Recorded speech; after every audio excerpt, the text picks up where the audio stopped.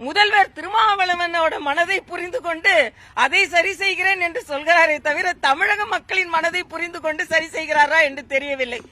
திருமாவளவன் என் மனதிற்குள்ளதை அப்படியே திருமாவளவனை புரிந்து கொண்டு ஒரு வருடத்திற்கு முன்னால் அவர் சிப்காட் தொழிற்சாலை கேட்டார், அதனால் நான் அதை ஒரு வருடத்திற்குள் நிறைவேற்றுகிறேன் என்று சொல்லுகின்ற தமிழக முதலமைச்சர், அப்படி என்றால் அண்ணன் திருமாவளவன் மாநாடு நடத்தி ஒரு கோரிக்கை வைத்தாரே, பூரண மதுவிலக்கு வேண்டும், டாஸ்மாக் கடைகளை மூட வேண்டும் என்று, அந்த கோரிக்கையும் நிறைவேற்றுவாரா? ஆக அண்ணன் திருமாவளவன் மனதிற்கு மிகவும் நெருக்கமானவராக இருந்தால் அவர் சொன்ன இந்த கோரிக்கை எத்தனை நாட்களுக்குள் நிறைவேற்றப் போகிறீர்கள் என்ற ஒரு கேள்வியை திருமாவளவன் அண்ணன் கேட்க மாட்டார். ஏன்னா இன்னைக்கு அவர் என்ன சூழ்நிலையிலனா திமுக கூட்டணியில நான் இருக்கிறேன் சொல்லும் ஒரு சூழ்நிலையில் இருக்கிறார். அதனால அவர் கேட்க மாட்டார், நாம கேட்போம். இன்னைக்கு அவர் மனதிற்கு நெருக்கமானவர், அவர் வைக்கிற கோரிக்கையெல்லாம் நான் நிறைவேற்றுகிறேன் என்று சொல்லும் அண்ணன் ஸ்டாலின் அவர்.